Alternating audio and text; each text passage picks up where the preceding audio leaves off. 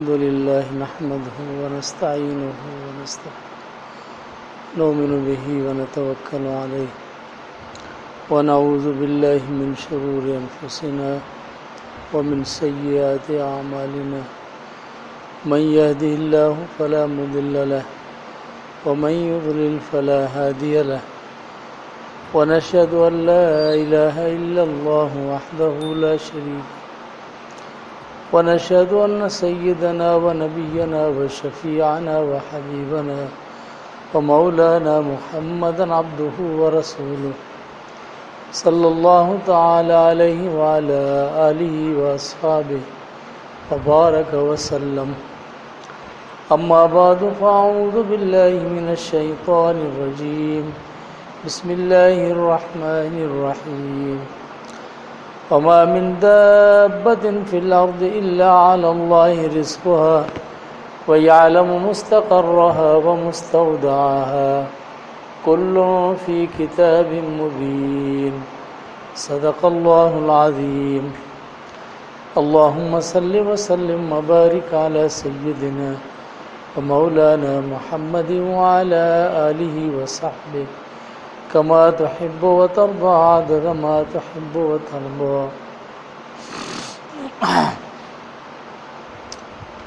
मुझे मोहतरम अज़ीज़ो,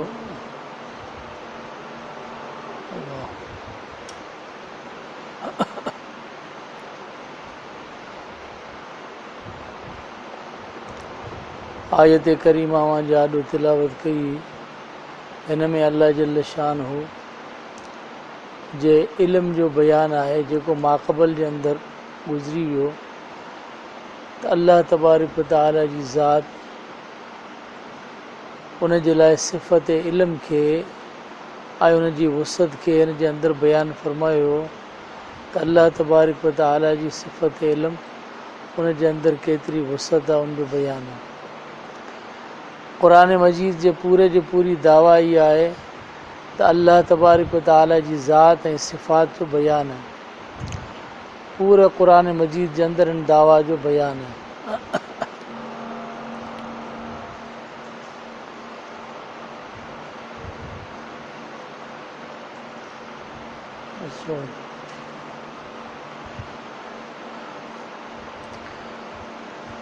कुरान मजीद जी जेका दावा है उन जे लाइ वरी पूरे कुरान मजीद में उन जा दलाइल पेश किया विया आहिनि। ये अल्लाह तबारक व तआला जी ज़ात वाहिद है, हिकु आहे। उन जे लाइ पूरे कुरान में दलील पेश कयल आहिनि। हाँ, दलील आफ़ाकी, अनफुसी, दलील समावी, ये सब दलील पेश थियल आहिनि त अल्लाह जी ज़ात वाहिद है, अल्लाह जी ज़ात हिकु आहे। अल्लाह जी वहदानियत जे लाइ दलील कुरान करीम में आहिनि। अल्लाह तबारक व तआला जी सिफ़त जे लाइ दलील आहिनि। हाणे जेकॾहिं अल्लाह तबारक व तआला जी ज़ात जे वहदानियत ते दलील आहिनि कुरान में, दलाइल सां अल्लाह जल्ल शान उन मसइले खे सम्झायो। हाणे अल्लाह जी इबादत छॾे केरु माण्हू गैरुल्लाह जी इबादत करे ऐं ख़ुदा सां ॿियो को ख़ुदा तस्लीम करे, ख़ुदा मञे तो मूंखे ॿुधा उनखे चइबो त हिन क़ुरान खे मञे थो? क़ुरान खे तस्लीम न कई न। क़ुरान करीम में सिर्फ़ु दावा न, उन जे लाइ हेतिरा दलील पेश किया विया। इन एतिरे दलील जे बावजूद बि क़ुरान मजीद जे उन दावा खे उन तस्लीम न कयो ऐं पंहिंजी मन मस्ती थो करे। पोइ उनखे क़ुरान जो मुनकिर चइबो या क़ुरान जो मञण वारो चइबो? पोइ क़ुरान खे तस्लीम न कई। अहिड़े ई तरीक़े सां जेके अल्लाह जूं सिफ़तूं आहिनि उन सिफ़तनि जे लाइ बि अल्लाह जल्ल शानहू दलील पेश फरमाया। अल्लाह तबारक व तआला जे वुसअत इल्म त अल्लाह जो इल्म केतिरो वसी आहे उन जे लाइ पूरे क़ुरान में दलील आहिनि त अल्लाह जो इल्म एतिरो वसी आहे। हाँ, ज़मीन और आसमान जे अंदरि जेका शइ उन जो इल्म अल्लाह खे आहे। बर्रो बहर जे अंदर जेका शइ उन जो इल्म अल्लाह खे आहे।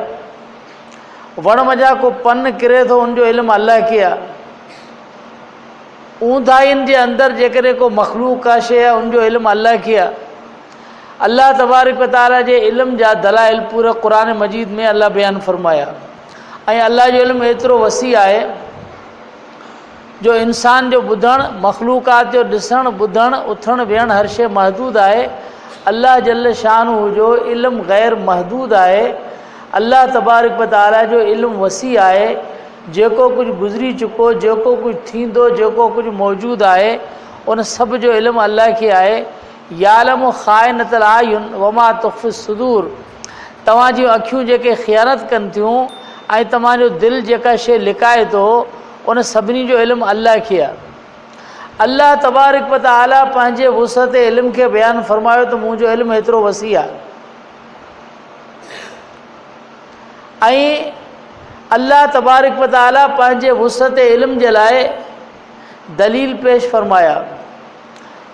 हाणे अल्लाह तबारक व तआला पूरे क़ुरान में पंहिंजे वुसअत इल्म जे लाइ दलील पेश फ़रमाया ऐं मसलो इल्म ग़ैब जो पूरे क़ुरान में अल्लाह जल शानहू फैलायो, पूरे क़ुरान में इन खां बयानु कयो।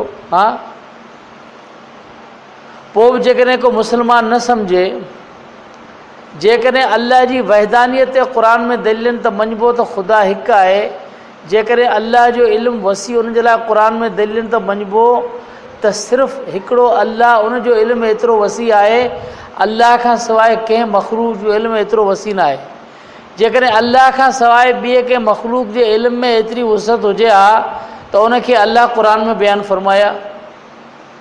पूरो क़ुरान मजीद खोलियो, किथे बि अल्लाह खां सवाइ ॿिए कंहिंजे वुसअत इल्म जो बयानु क़ुरान में कोन्हे। मदीने शरीफ़ में हज़रत इमाम मालिक रहमतुल्लाह अलैह, जंहिंखे इमाम दारुल हिजरा चवंदा हुआ, उहो मदीने में रहंदो हो। इमाम दारुल हिजरा यानी मदीने जो सभ खां वॾो इमाम। अल्लाह जे नबी सल्लल्लाहु अलैहि वसल्लम फरमायो, क़रीब उहो ज़मानो ईंदो जो माण्हू पंहिंजे उठनि जा जिगर मारींदा ऐं दुनिया में घुमंदा ऐं सुवारूं खणी करे दुनिया में हलंदा, पर मदीने जे आलिम खां वॾो उन्हनि खे को आलिम नज़र कोन ईंदो। अल्लाह जे महबूब हुज़ूर सल्लल्लाहु अलैहि वसल्लम फरमायो। ऐं उन ज़माने जा ताबईन किराम जे ज़माने में, उन ज़माने में जेके मुहद्दिस ऐं जेके उलमाए किराम आहिनि, उहो फरमाइनि था त इहो रसूलुल्लाह सल्लल्लाहु अलैहि वसल्लम जी पेशिन गोई ऐं इहा ॻाल्हि इमाम मालिक रहमतुल्लाह अलैह जे बारे में। इमाम मालिक रहमतुल्लाह अलैह नफ़ली हज जे लाइ मके शरीफ़ कोन ईंदा, हिन करे त मुंहिंजो मौत मदीने में थी, इन करे मदीने खां ॿाहिरि निकिरंदा ई कोन हुआ। पोइ इमाम मालिक रहमुल्लाह खे ख़्वाबु आयो, राति जो ख़्वाबु ॾिठईं त पाण करीम सल्लल्लाहु अलैहि वसल्लम जी ज़ियारत नसीब थी। अल्लाह जल शानहू असांखे बि ज़ियारत नसीब कराए। चल, हाँ, हर मुस्लमान खे अल्लाह हुज़ूर जी ज़ियारत नसीब फ़रमाए। जेको दुरूद शरीफ़ ज़्यादा पढ़ंदो, मोहब्बत कंदो, उनखे ज़ियारत नसीब थींदी इंशाअल्लाह। इमाम मालिक रहमतुल्लाह अलैह ख़्वाबु ॾिठो, इमामुल अंबिया रहमतुल्लाह आलमीन रसूलुल्लाह सल्लल्लाहु अलैहि वसल्लम जी ज़ियारत नसीब थी। इमाम मालिक रहमतुल्लाह अर्ज़ कयो, या रसूल अल्लाह, मुंहिंजो मौत किथे थींदो? चूंकि हुनजो मौत जो मसइलो, इन करे हू ॿाहिरि मदीने खां निकिरंदो ई कोन, त मौत मदीने में थिए। इन करे हुन हुज़ूर खां पुछा कई ख़्वाब में त या रसूल अल्लाह, मुंहिंजो मौत किथे थींदो? त हुज़ूर नबी करीम अलैहिस्सलातु वस्सलाम जिन, पाण करीम सल्लल्लाहु अलैहि वसल्लम जिन पंहिंजे हथ सां हीअं इशारो फ़रमायो, पंजनि आङिरियुनि सां हीअं इशारो कयो। ख़्वाब मां सुजागी थी। इमाम मालिक खे मसइलो सम्झ में कोन आयो। उन ज़माने में वॾो मुआबिर ऐं ताबीर करण वारो अल्लामा इब्न सीरीन हो। मोहम्मद इब्न सीरीन, सीरीन जो पुटु हो।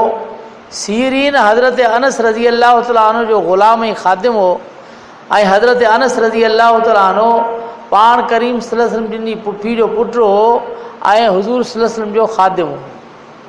उन जो ख़ादिम हज़रत सीरीन, उन जो पुटु मोहम्मद बिन सीरीन, जेको ख़्वाब जे ताबीर जो वॾो आलिम हो।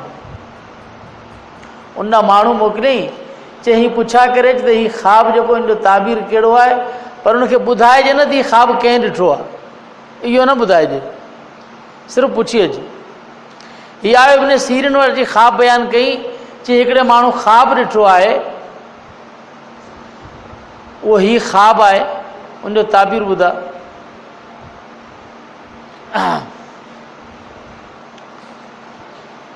त उन चयो त जंहिं ख़्वाब ॾिठो आहे ही ख़्वाब कंहिं वॾे आलिम ॾिठो आहे, अबरे सबरे माण्हू कोन ॾिठो आहे। ऐं मदीने में इमाम मालिक खां वॾो को आलिम ई कोन्हे, तंहिंजे करे ख़्वाब त इमाम मालिक ॾिठो आहे। ओॾी महिल ॿुधाए ॾिनई, त हुन त ॿुधायो ई कोन, छो त हुनखे हुन मने कई, तंहिंजे करे ॻाल्हि कोन कई। पोइ चई त हिनजो ताबीर इहो आहे त हिन हुज़ूर सल्लल्लाहु अलैहि वसल्लम खां पुछा कई त या रसूल अल्लाह, मुंहिंजो मौत किथे थींदो? त हुज़ूर 5 आङिरियुनि सां इशारो फरमायो, फरमाई त 5 शयुनि जो इल्मु हिकु अल्लाह खे।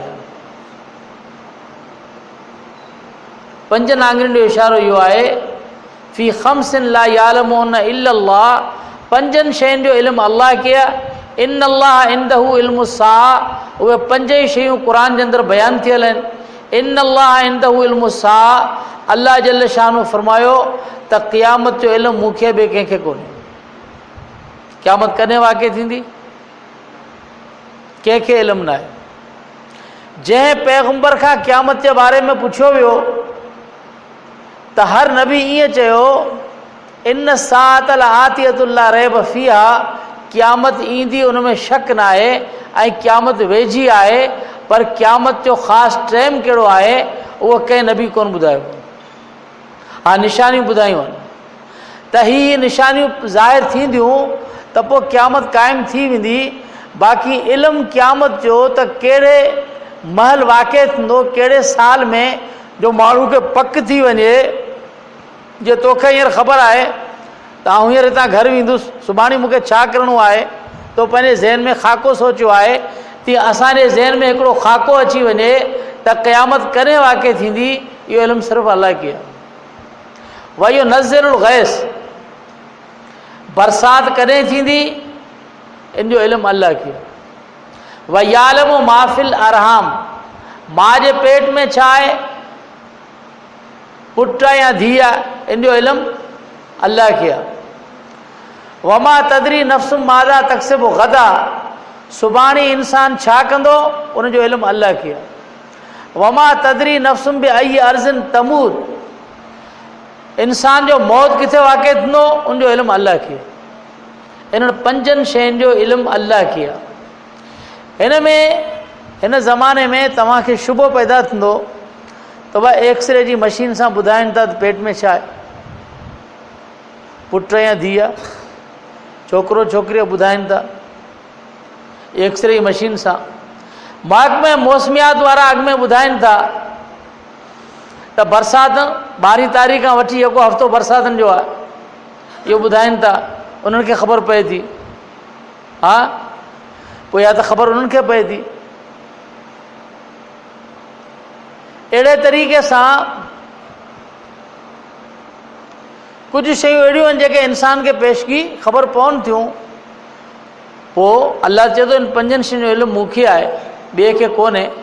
त मसइलो सम्झो, अल्लाह तबारक व तआला जो इल्मु जेको अल्लाह फरमायो मूंखे आहे, उहो इल्मु बिला असबाब आहे। इल्मु बिला असबाब आहे। अल्लाह तबारक व तआला जो इल्मु कंहिं सबब जो मोहताज कोन्हे। बिना सबब जे, बिना एक्सरे मशीन जे तव्हां नथा ॿुधाए सघो त माउ जे पेट में छा आहे। तव्हां जेकॾहिं ॿुधायो आहे त इन जो मिसाल एक्सरे सां, उन जो मिसाल ईअं आहे जीअं कंहिं ख़ासि हंधि ताईं तव्हांजी नज़र नथी पए ऐं दूरबीन जे मदद सां तव्हां ॾिठो आहे त उहा परे वारी शइ तव्हांखे वेझी नज़र अचे थी। इहो इल्मु बिल असबाब आहे, सबब सां इल्मु आहे। अल्लाह जल शानू ॿुधायो त इन 5 शयुनि जो बग़ैर सबब जे इल्मु मूंखे आहे। असबाब सां तव्हांखे जेको इल्मु थींदो, इहो इल्मु ग़ैब न आहे। बग़ैर सबब जे इल्मु ग़ैब सिर्फ़ु अल्लाह खे आहे। हीउ इल्मु बिल असबाब आहे। एक्सरे मशीन से तव्हां ख़बर वरिती त माउ जे पेट में छा आहे। महकमा मौसमियात वारा आलात हवा जे दॿा सां परे खां मालूम कयूं त बरसाति आहे, मौसम जे लिहाज़ सां उनखे ख़बर वरितऊं पंहिंजे आलात सां। इहो आलात रस्तीअ सां या मौसमियात सां जेको ख़बर वठनि था, इहो इल्मु बि सबबु आहे। बग़ैर सबब जे इल्मु सिर्फ़ु अल्लाह खे आहे। हा, इन करे पूरे क़ुर मजीद खे तव्हां खोलींदा त तव्हांखे मसइलो मालूम थी वेंदो। पूरे क़ुर जे अंदरि किथे बि कोन्हे त अल्लाह खां सवाइ कंहिंखे इल्मु ग़ैब आहे। पूरे क़ुर खे खोलियो, पूरे क़ुर में कोन्हे। जिते अल्लाह खां सवाइ मखलूक जे बारे में, हुज़ूर नबी करीम अलैहिस्सलातु वस्सलाम जे बारे में या कंहिं नबी जे बारे में जेकॾहिं इल्मु लिखियलु आहे त हिनखे इल्मु ॾिनो वियो आहे त उन में इज़हार ग़ैब जो लफ़्ज़ आहे या इत्तिलाए ग़ैब जो लफ़्ज़ आहे, इल्म ग़ैब जो लफ़्ज़ कोन्हे, त हिनखे इल्म ग़ैब आहे। जिते इल्म ग़ैब जो मसइलो आहे उते पूरो क़ुर चवे थो, उते अल्लाह जे महबूब ख़ुदि अल्लाह जल शानो फरमाए नबी तो उन्हनि खे ॿुधा, लौ कुन्तु आलमुल ग़ैब लस्तक्सरतु मिनल ख़ैर वमा मसनी सू। जेकॾहिं मूंखे ग़ैब जो इल्मु हुजे हा, ऐं नबी तूं उन्हनि खे ॿुधाए, क़ुर थो चवे मखलूक खे ॿुधाए, तूं ॿुधाए त जेकॾहिं मूंखे इल्मु ग़ैब जो हुजे हा त आउं दुनिया जा ख़ज़ाना जमा करियां हा ऐं मूंखे दुनिया में दुनिया जूं तकलीफ़ूं न पहुचनि हा। इहो ॿुधाए छॾ, यानी तोखे ग़ैब जो इल्मु न आहे। ग़ैब जे इल्म जी नफ़ी कयो। व इंदहु ख़ज़ाइनुल ग़ैब ला यालमुहा इल्ला हू, ऐं अल्लाह वटि ग़ैब जा ख़ज़ाननि अल्लाह खां सवाइ कंहिंखे बि इल्म ग़ैब जो न आहे। इहो सूरह अनाम जी आयत आहे। पूरे क़ुर खे ॾिसंदा त इल्म ग़ैब जी ग़ैर खां नफ़ी कई वई आहे ऐं अल्लाह जी ज़ात जे लाइ साबित कयो वियो आहे, ग़ैर जे लाइ इल्म ग़ैब न आहे। हा, बाक़ी इज़हार ग़ैब आहे त अल्लाह जल शानो फरमायो, आउं कंहिं नबी जे लाइ ग़ैब तां परदे खे हटाईंदो आहियां, ज़ाहिर कंदो आहियां। या वमा कान अल्लाहु लियुतलिअकुमुल ग़ैब, कंहिंखे ग़ैब जे मथां इत्तिला कंदो आहियां, वाक़िफ़ कंदो आहियां। जेकॾहिं तव्हां पंहिंजे दिलि जे ग़ैब ते, पंहिंजी ॻाल्हि ते ॿिए खे वाक़िफ़ कयो या पर्दो हटायो त तव्हांजे इल्म में हुनजे इल्म में फ़र्क़ु आहे। तव्हांजो इल्मु ज़ाती आहे ऐं हुनखे जेको इल्मु मिलियल आहे इहो तव्हांजे ॿुधाइण सां आहे, इल्म ग़ैब कोन्हे। अल्लाह जल शानो क़ुर में फरमायो त ग़ैब जो इल्मु बग़ैर सबब जे सिर्फ़ु मूंखे आहे, मखलूक़ात मां कंहिंखे ई कोन्हे। इन करे इन्हनि पंजनि शयुनि जो इल्मु सिर्फ़ु अल्लाह खे आहे। मखलूक खे जेकॾहिं इल्मु आहे त मामूली आहे ऐं हिकिड़ो थोरो आहे, ऐं ॿियो त एक्सरे मशीन या दुनिया जे असबाब सां आहे। बग़ैर सबब जे अल्लाह तबारक व तआला खे कंहिं सबब जी ज़रूरत कोन्हे। अल्लाह तबारक व तआला बग़ैर सबब जे सभु कुझु करे सघे थो।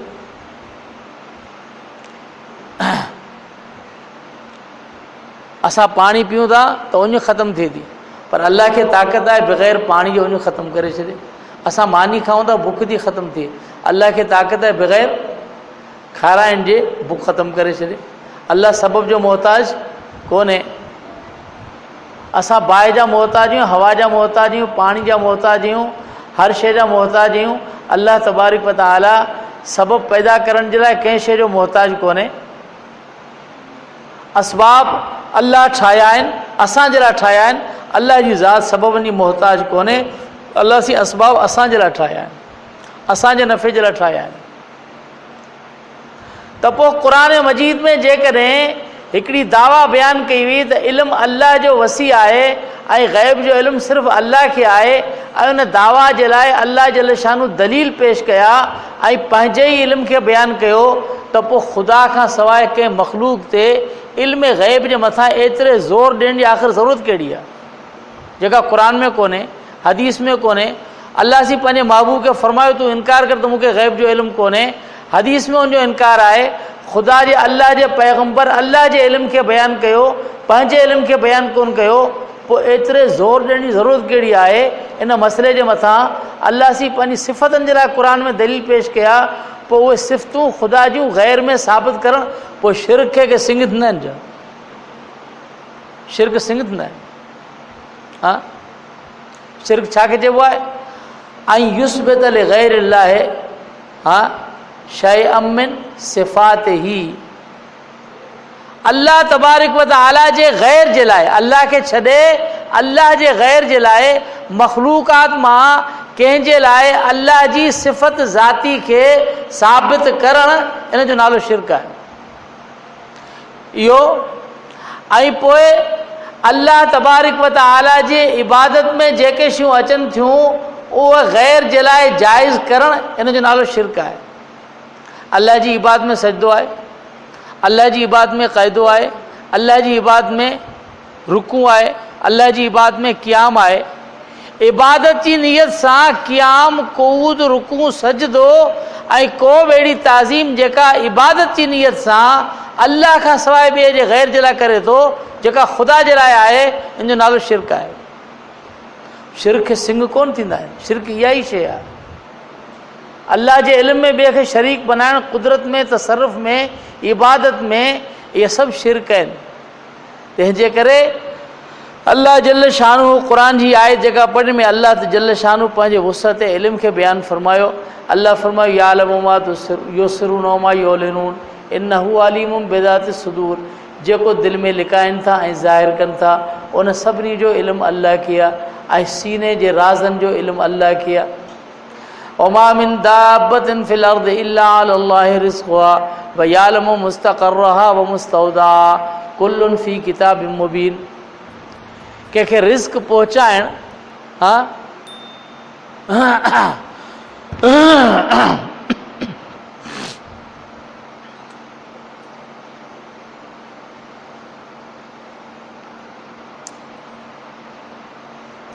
उन जो बुनियाद इल्म ते।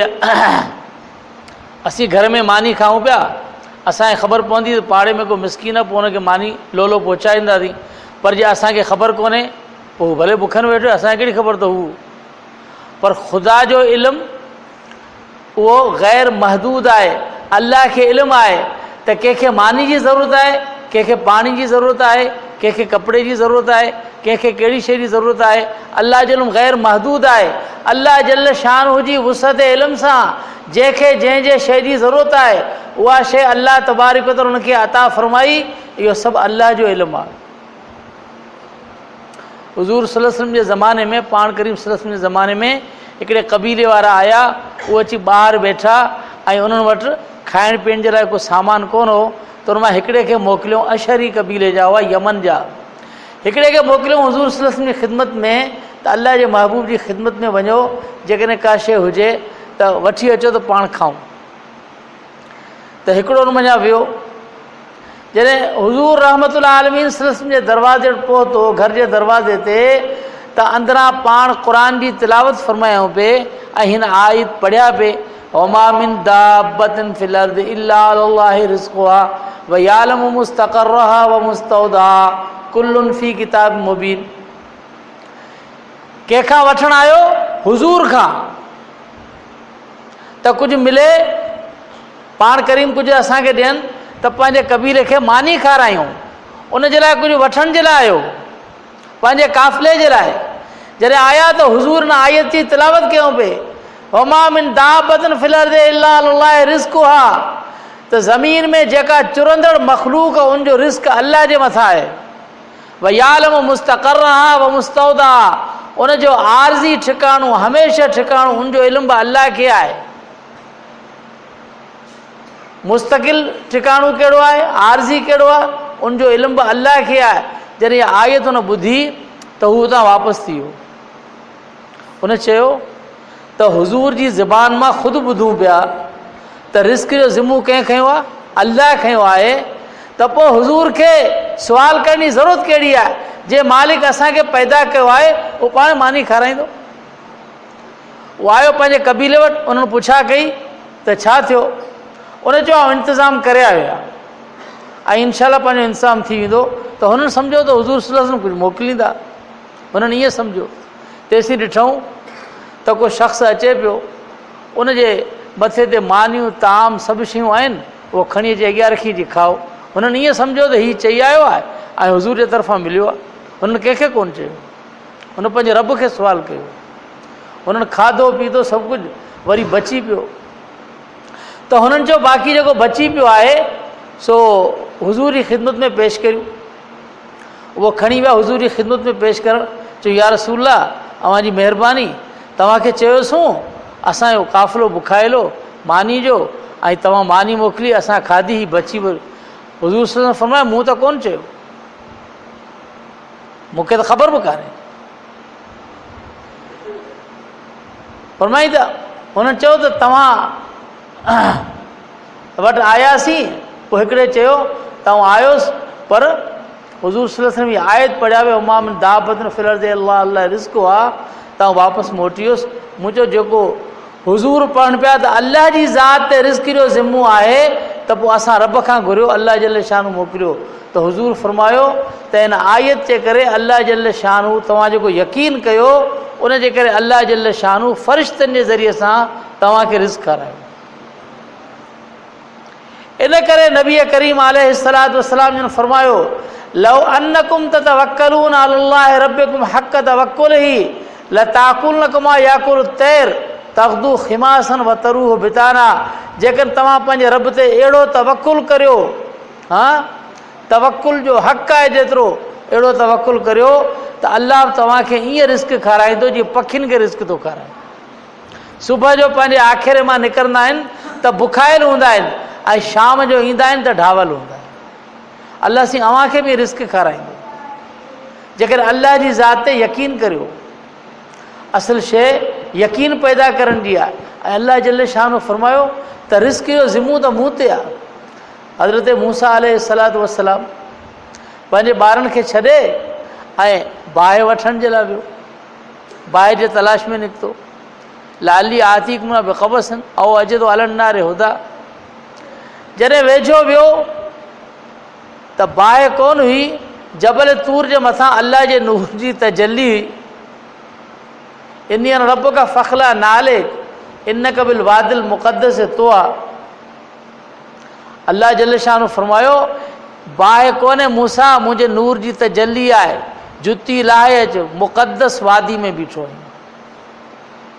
हज़रत मूसा अलैहिस्सलातु वस्सलाम ऐं अल्लाह जल शान फरमायो त मूं तोखे नबूअत अता कई, हाणे तूं फ़िरौन खे वञी तबलीग कर, उनखे वञी सम्झाए। नबी खे जॾहिं ख़ुदा जो हुकुम थियो त उनखे वापसि पंहिंजे बचनि जे ख़बर वठण जो हुकुम न आहे त उहो पंहिंजे औलाद जी ख़बर वठे ऐं अहल अयाल जी ख़बर वठे। हज़रत मूसा अलैहिस्सलातु वस्सलाम त हुकुम जो फरमान बरदार हो, उनखे हाणे ई फ़िरौन ॾांहुं वञिणो पियो। ॿार बच्चा जो पोयां छॾे आयो, उनजी ख़बर चार का शइ न, ख़ुदा जो हुकुम थी वियो। दिलि में ख़्यालु आयो त पोयां ॿार छॾे आयो आहियां, उन्हनि जे लाइ आऊं त आयुसि टांडो खणण त को मानी जो इंतज़ाम कंदासीं। हाणे हिते त आयासीं त अल्लाह जी फरमायो वञी फ़िरौन ॾे, पोयां ॿार बच्चा उनजो छा। अल्लाह जल शानहू मूसा जे दिलि जे राज़ खे मालूम कयो ऐं अल्लाह जल शानहू फरमायो मूसा हिन पत्थर खे धकण लठण। हज़रत मूसा अलैहिस्सलाम हुन पत्थर खे लठई त पत्थर ॿ थी वियो, वॾो पत्थर हो जबल जो। वरी हेठि ॿियो पत्थर, चई हिन खे धकण, उनखे बि धकई, उहो ॿ अधु थियो वॾो पत्थर। उनजे हेठां टियों पत्थर चई हिन खे बि धकण, उनखे बि धकई लठई त उहो ॿ अधु थियो। उते ॾिठई त हेठि जेको पत्थर हो उन पत्थर जे मथां हिकिड़ो जीत हो, उनजे वात में साओ पन पियो। हज़रत मूसा अलैहिस्सलातु वस्सलाम खे मसलो समझ में अची वियो त हिन अरमातनि पत्थरनि जे हेठां हेतिरो जीत, उनजे वात में साओ पन, इहो रिज़्क़ जो ज़िम्मो कंहिं खयो आहे? अल्लाह खयो आहे। हिते हुनखे साओ पन कंहिं खारायो? हिननि पत्थरनि जे विच में। त हज़रत मूसा अलैहिस्सलातु वस्सलाम रवानो थी वियो। हज़रत इब्राहिम पंहिंजे अहलो अयाल खे किथे छॾियो? हज़रत इस्माइल जे ख़ानदान खे बैतुल्लाह शरीफ़ ते। न पाणी न का शइ। हाँ, हज़रत इस्माइल जी खुड़ी मां जेको पाणी पैदा थियो, सॼी दुनिया ज़ोर लॻायो नथो खुटे। ज़मज़म आहे खुटण जो। हाँ, पर हज़रत इस्माइल अलैहिस्सलातु वस्सलाम जे ऐं इब्राहिम ऐं उनजी मां इब्राहिम जी घरवारी हज़रत हाजरा, उनजी कुर्बानी, उन घर जी कुर्बानी जो नतीजो इहो आहे जो अॼु ॾींहुं ताईं सॼी सिंध जा सईद ढावल आहिनि। ॾिठो आहे को सईद बुखनि में? हाँ, इहो इन्हनि जो कोन्हे कुझु, इहो उनजो नतीजो आहे, उन जूं बरकतूं आहिनि, इहे कंहिंजी कुर्बानी जो नतीजो आहे। खाइनि पिया। अल्लाह जे नबियनि जेको ख़ुदा जी ज़ात ते यकीन कयो, उनजो औलाद अॼु बि उन तरीक़े सां उनखे रिस्क मिले पियो। अल्लाह खाराए पियो। सईदनि खे ख़बर बि कोन्हे त रिस्क किथां पियो अचे। इहो उन जूं महिरबानियूं आहिनि। अल्लाह जल शानो फरमायो वमा मिन, असल मसइलो इल्म जो आहे। जॾहिं तुंहिंजे पैदाइश, तुंहिंजे जन्नत ऐं जहन्नम वारे ठिकाणे, तुंहिंजे क़बर वारे ठिकाणे, तुंहिंजे दुनिया जे ठिकाणे उनजो इल्मु जॾहिं अल्लाह खे आहे, तोखे किथे रहणो किथे हलणो आहे उनजो इल्मु अल्लाह खे आहे।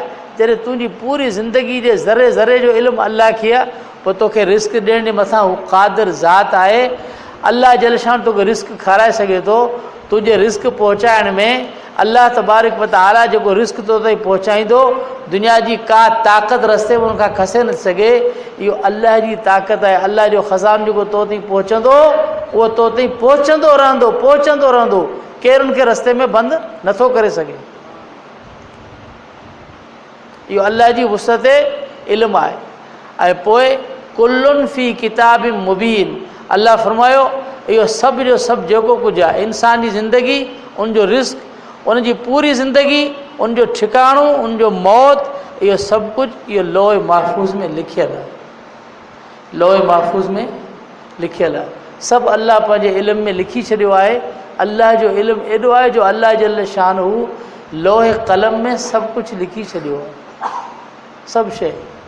पोइ हेॾो इल्म ग़ैब, लोह क़लम जो इल्मु जेको क़यामत ताईं थींदो, उहो सभु कुझु अल्लाह जो लिखियलु।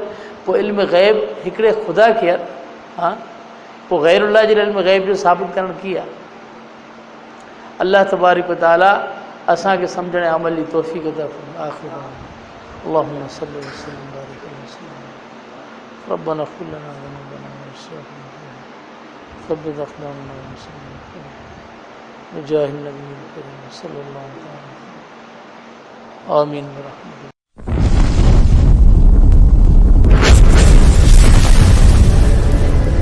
Subscribe my YouTube channel.